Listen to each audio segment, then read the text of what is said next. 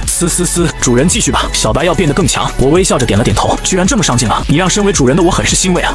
我怕被老二挤下去。小白的眼神十分认真，他能预感到主人要契约第2只宠兽了，现在危机感十足，毕竟只有强者才配合主人睡在床上啊。那你可得加油了。原本我还以为小白会对自己契约第2只宠兽产生排斥感，毕竟这会让初始御兽有种被背叛的感觉。一天的时间很快过去，晚上睡觉前，我对小白交代道：“今天差不多杀了50多只，明天得再接再厉了，不然想赶在他们回来之前进化到领主级还是有些困难的。”闻言，小白兴奋的点点头，奥利给！很快时间来到了第6天，在前5天内，由于已经熟悉了这些凶兽的习性，我已经能在特定的地点有把握找到对应的凶兽了，杀死这些凶兽的效率也增加了很多。到第5天时，已经能在1天内击杀120只凶兽了，只可惜离300种不同种类的凶兽血脉还差着1半之多。而小白如今的体型已经有水桶粗，头上的一对白色小角也能分辨得出来了。现在除了没有爪子和不能飞，几乎已经具备了一条龙该具备的一切了。甚至于小白在这期间又得到了2个技能：危险直觉和治愈眼。危险直觉可以让小白提前察觉到周围的危险，而治愈眼则能让小白对其他人进行疗伤，且这种技能对于诡异类生物也能产生一定的伤害效果，日后说不定能造出一双辟邪散妖的圣眼。转眼又是8天过去，此时的营地当中已经过去10多天了，这些学生也差不多到山巅了吧？我先过去看看，你们3个就守在此地。说完，闲不住的丁龙便消失在了原地。3名教官也是无奈对视了几眼，这几天他们已经从野外救回来了30多名学生了，除了实力不足的，甚至还有不少没饭吃要饿死。而与此同时，在这丛林之中那一座最高的山峰上，一只翅膀上遍布着奇妙花纹的巨大蝴蝶，一瞬间便将几只战将级的知识岩羊冻成冰块。这美丽的蝴蝶正是由冰蝶进化而来的冰晶黄蝶。此时杜宁好看的秀眉皱起，小蝶，我们还是换条路上去吧。虽然这些战将级的知识岩羊不足挂齿，但若是惹怒了这山巅上的主人，可就不妙了。随后杜宁微微扬起好看的下巴，只是可惜一直没有遇到林胜那家伙，还想和他的小白再切磋呢。杜宁越想越气，越是想见这家伙就越是看不到他。而在杜宁周围的暗中，丁龙默默点了点头，小姑娘不错嘛，连这种极难培养的宠兽都能进化到领主级别，看来这次的龙血果实势在必得了。传闻冰蝶这种生物一旦进化到灾难级别，随便扇一扇翅膀就能将整座城市冰封，是一种极其危险且恐怖的生物，但同时也由于其极其脆弱，很难培养。想到这，丁龙摸了摸胡子说道：“如果这只冰晶黄蝶进化到了灾难级，怕是再没有对手。”随后他便转身离开了此地。而在距离这里极远处的半山腰上，一个身形巨大足有10米高，身上穿着厚重的盔甲，腰间挎着一把巨剑，戴着面具，只露出双眼的巨人正不断向上攀爬。而在那巨人的肩膀上也站着一位少年御兽师。骑士巨人竟然也达到了领主级，丁龙稍稍吃了一惊。如今有了武器之后，骑士巨人的战斗力就不可再同日而语。相较于之前有了质的飞跃，且那身上的铠甲也更难破开了。靠着如今这种战斗力，恐怕这座山峰的主人都不再是对手。我还真是小瞧这些学生们，一个个简直就是妖孽中的妖孽。而此时苍云纵也是重新获得了自信，我一定要拿到这颗龙血果，打蛇打7寸，蛇怕剑。我的骑士巨人就是蛇类的克星，这一次我一定不会再败给林胜那家伙。而那骑士巨人也是眸地回应了一声，显然还对之前种种落败的战绩耿耿于怀。听着苍云纵的话，丁龙有些忍不住了。林胜到底是有多遭人恨？他给杜家公主传谣的事情我倒是听说过，这个苍云纵是怎么惹上的？这小子未免也太能惹事儿了吧！要是真让这家伙拿到了龙血果，日后给自己捅出了篓子，岂不是要把他这个师傅的名号给糟蹋坏了？说实话，丁龙有些慌了，不过也无妨，被这2个天才给针对上，想拿到龙血果那就更不可能了。当然他只是这么想一想，若是林胜真能拿到龙血果，他也是会不留余力的去教导的。而在另一边山脚下，白河摸着一旁体型雄壮的狂雷雄狮说道：“大黄，你在路上有没有闻到林胜和那条小白蛇的味道呀？”此时狂雷雄狮浑身的毛发已经变成了雪白的颜色，那双眼睛当中似乎蕴含着无尽的雷霆，显然这只狂雷雄狮的等级也已经达到了领主级别。